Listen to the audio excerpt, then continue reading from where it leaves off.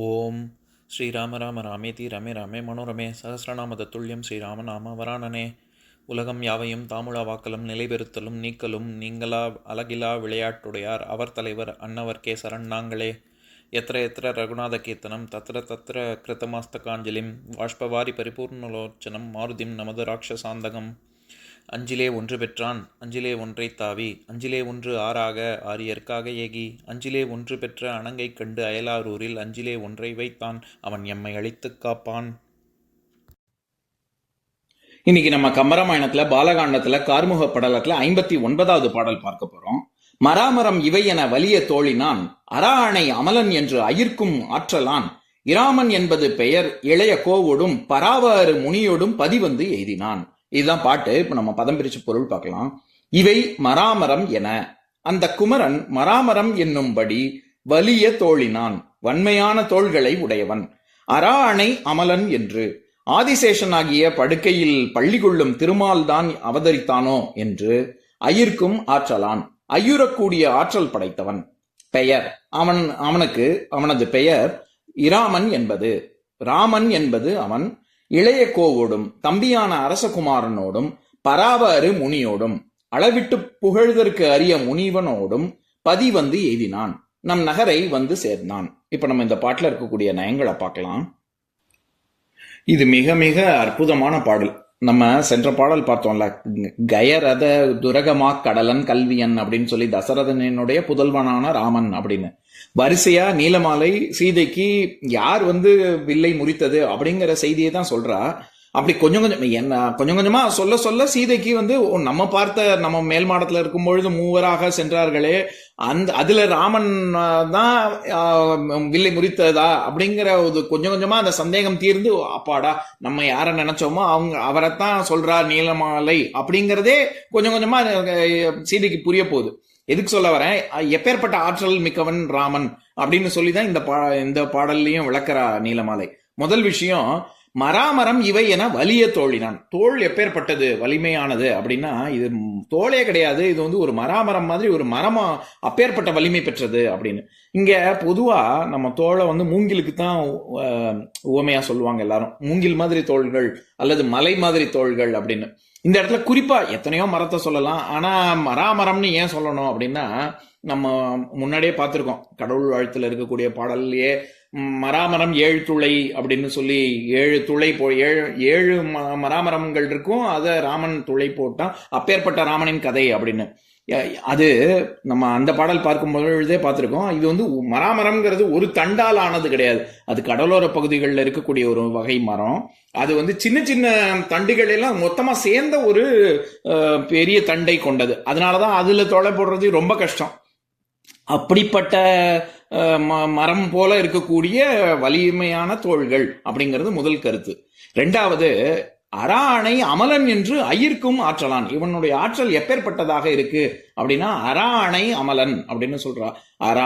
அரவம் இது எல்லாமே பாம்பை குறிக்கக்கூடியது. பாம்பு படுக்கையில் இருக்கக்கூடிய விஷ்ணு தான் இவன் அப்படின்னு சந்தேகிக்கக்கூடிய அளவுக்கு ஆற்றல் பெற்றவன் அப்படின்னு. இந்த இடத்துல நம்ம அமலன், அது நம்ம பல முறை பார்த்திருக்கோம். விமலன், நிமலன், அமலன் இது எல்லாமே அப்பழுக்கற்றவன், அது மும்மூர்த்திகளையும் குறிக்கும். எப்படி நிர்மலா, விமலா, அமலா அப்படிங்கிற சொற்கள்லாம் ஸ்ரீதேவி, இது பார்வதி, சரஸ்வதி எல்லாரையுமே குறிக்கும்ல, அந்த மாதிரி தான் இங்கேயும். குறிப்பா இந்த இடத்துல வரக்கூடிய சொல்லானது திருமாலை தான் குறிக்குது. திருமால் அப்படின்னு ஐயர்க்கும் ஆற்றலான், ஒருவேளை ஐயுறக்கூடிய விதத்துல இவனுடைய ஆற்றல் அமைந்தது அப்படிங்கிறது இரண்டாவது கருத்து. மூன்றாவது, இராமன் என்பது பெயர். இந்த இடத்துல சொல்லும் பொழுது, அதாவது ஓசை நயத்துக்காக மராமரம், அராணை, இராமன், பராவ அரு அப்படின்னு வருது. அதனால அந்த பாடல் படிக்கும் பொழுது அப்படி படிக்கணும், அதுக்காக சொல்லும் பொழுது இராமச்சந்திரன், இராமன் அப்படின்னு சொல்லக்கூடாது. இது நம்ம ஏற்கனவே பார்த்திருக்கோம், நான் முன்னாடியே சொல்லியிருக்கேன். கம்பராமாயணத்துல 296வது பாடல், ராமன் பெயர் சூட்டும் பொழுதே வசிஷ்டர் அந்த பெயர் சூட்டக்கூடியது. அந்த பாடலை படிக்கிறேன் கேளுங்க.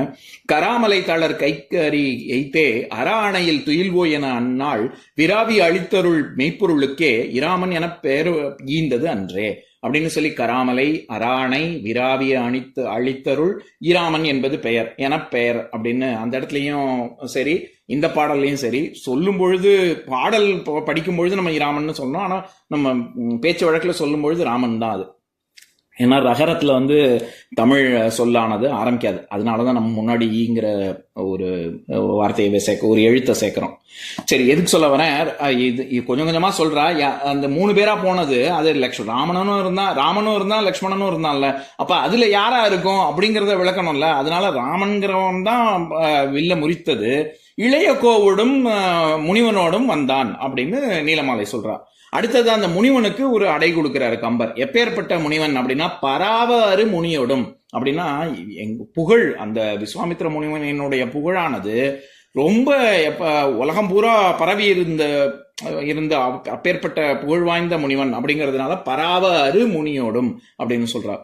இறுதியாக பதி வந்து எய்தினான் அப்படின்னு சொல்றா. இங்கேயும் முத்தாய்ப்பாக கம்பர் வந்து எல்லா இடத்துலயுமே வார்த்தை விளையாட்டு தான். பதி அப்படிங்கிற சொல்லுக்கு நகரம் அப்படின்னு ஒரு பொருள் இருக்கு, தலைவன் அப்படிங்கிற ஒரு பொருளும் இருக்கு. அதனாலதான் நம்ம நிறைய தடவை இந்த பதிங்கிற சொல்லு உதாரணம் நம்ம பார்த்திருக்கோம்.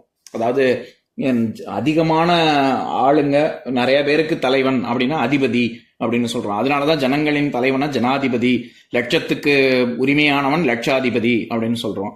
நம்ம பொதுவா சொல்றது, அதாவது கடவுள், மும்மூர்த்திகள் அல்லது தலைவன், இப்படிலாம் நாயகன், இப்படிலாம் பொருள் இருக்குல்ல. இதெல்லாம் தவிர வீடு, கோவில், அப்புறம் மோட்சம், இப்படி இல்லாமல் பொருள் இருக்கு. அதனாலதான் திருவின்பதி திருப்பதி, தனத்தின் பதி தனபதி அப்படின்னு விஷ்ணுவுக்கு பேரு, கஜங்களின் பதி கஜபதி, சிவகணங்களின் பதி கணபதி அப்படின்னு பிள்ளையாருக்கு பேரு, உலகத்தின் தலைவன் பூபதி, சேனாபதி, தேவசேனாபதி, சேனாதிபதி, இதெல்லாம் முருகனின் பெயர். வித்தைகளின் தலைவன், வித்தையெல்லாம் நல்லா கற்று தேர்ந்தவன், எக்ஸ்பர்ட்னு சொல்றோம்ல, வித்யாபதி. நான் எதுக்கு சொல்ல வரேன், இந்த மாதிரியான தனபதி, கணபதி, கஜபதி, வித்யாபதி, இதுல வர்ற பதி அப்படிங்கிற சொல்லி எல்லாமே வந்து தலைவன், முதன்மையானவன் அப்படிங்கிற பொருள்ல தான் வருது. அந்த மாதிரி இங்க பதி வந்து எய்தினான் அப்படின்னா அந்த நகரத்தில் இந்த மாதிரி மிதிலை நகரத்துக்கு வந்தான் அப்படிங்கிறது மட்டும் இல்லாம உனக்கு கணவனாகவும் வந்து விட்டான் அப்படிங்கறத நீலமாலை சொல்றான். ஆக இந்த பாடல்ல தசரதனின் மைந்தனான ராமன் தம்பியோடும் விஸ்வாமித்திரனோடும் மிதிலை நகரத்துக்கு வந்தான் அப்படிங்கிறது தான் இந்த பாடல் கருத்து. இனிமே வரப்போகும் பாடல்கள்ல நம்ம பார்க்க போறோம். கொஞ்சம் கொஞ்சமா நீலமாலை சொல்ல சொல்ல ராமன் தான், நம்ம பார்த்த ராமன் தான் இவ விளக்கறா அப்படிங்கிறதே சீதைக்கு புரிஞ்சு ரொம்ப மகிழ்ச்சி அடைய போகிறாள். இப்ப நான் பாட்டை இன்னொரு தடவை படிக்கிறேன், கேளுங்க. மராமரம் இவை என வலிய தோழினான், அரா அணை அமலன் என்று அயிர்க்கும் ஆற்றலான், இராமன் என்பது பெயர் இளைய கோவோடும் பராவாறு முனியோடும் பதி வந்து எய்தினான். இன்னொரு நாள் இன்னொரு பாட்டு பார்க்கலாம்.